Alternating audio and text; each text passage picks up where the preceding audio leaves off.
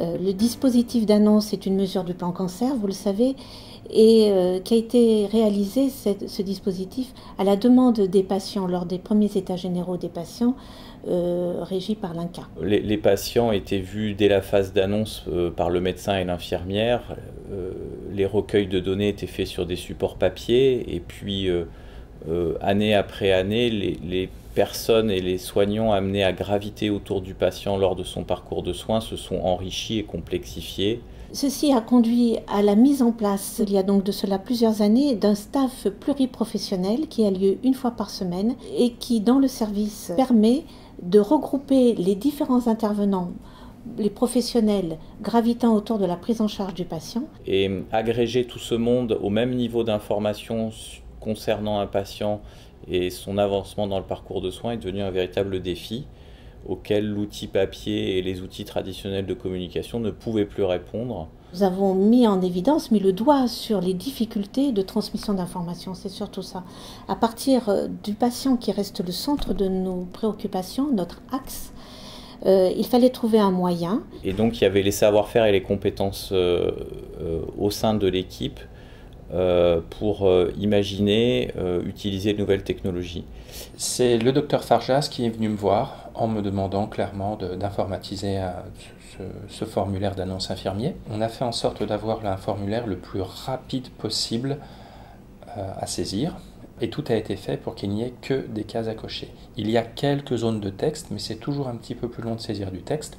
Donc j'ai uniquement des checkbox, des radio-buttons. Si nous on arrive à distinguer clairement de quoi ils retournent, c'est plus facile pour eux d'intervenir derrière. D'où la nécessité d'avoir dans un document restreint, mais suffisamment clair, l'essentiel des données pour pouvoir entamer une prise en charge. Donc l'idée c'est vraiment que l'infirmier saisisse très rapidement le formulaire. Et à l'issue de la saisie, il a juste à cliquer sur le bouton « Envoyer ». Immédiatement, l'orientation est faite vers tel ou tel professionnel par le biais d'un mail qui est envoyé directement à la personne requise.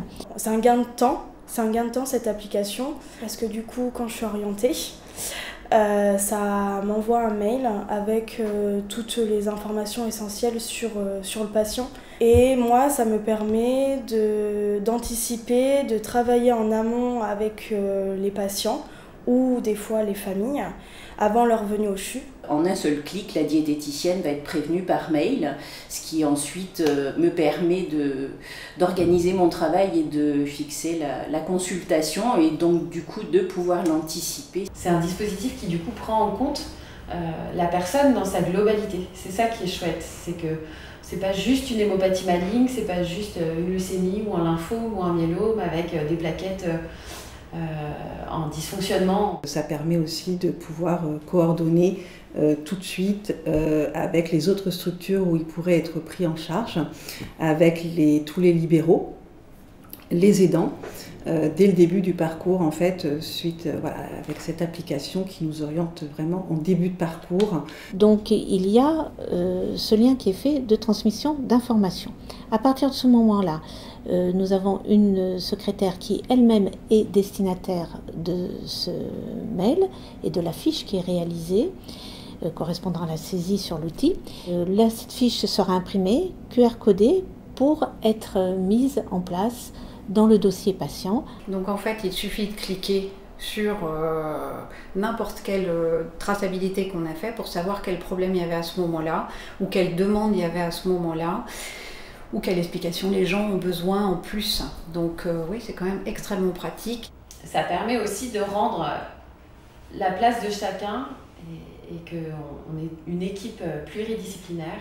Et c'est vrai que ça fédère aussi les équipes, le fait de se retrouver comme ça et de voir que on agit et on interagit en fait les uns aux autres. On peut aussi également, quand le patient est hospitalisé, en informer les équipes soignantes, les aides-soignantes qui prennent en charge le patient pendant l'hospitalisation. Et c'est vrai que ça génère des échanges qui sont vraiment très, très intéressants. La communication est bien meilleure avec ses collègues parce qu'on n'est pas tout le temps en train de les déranger au téléphone. Ça permet vraiment d'aller plus vite en tout en fait. Quand ils ressentent en fait qu'il y a toute cette coordination, ça les met en confiance, ça met les familles en confiance et la prise en charge est quand même plus facile pour eux. Par un certain aspect, on améliore la qualité d'exercice professionnel des soignants, on amène une plus-value de recherche clinique et pour le patient, on sécurise et personnalise le parcours de soins face à des situations qui sont de plus en plus complexes, chroniques et qui mobilisent de nombreux acteurs. Donc nous avons l'intention de continuer cette amélioration, de performer cette qualité.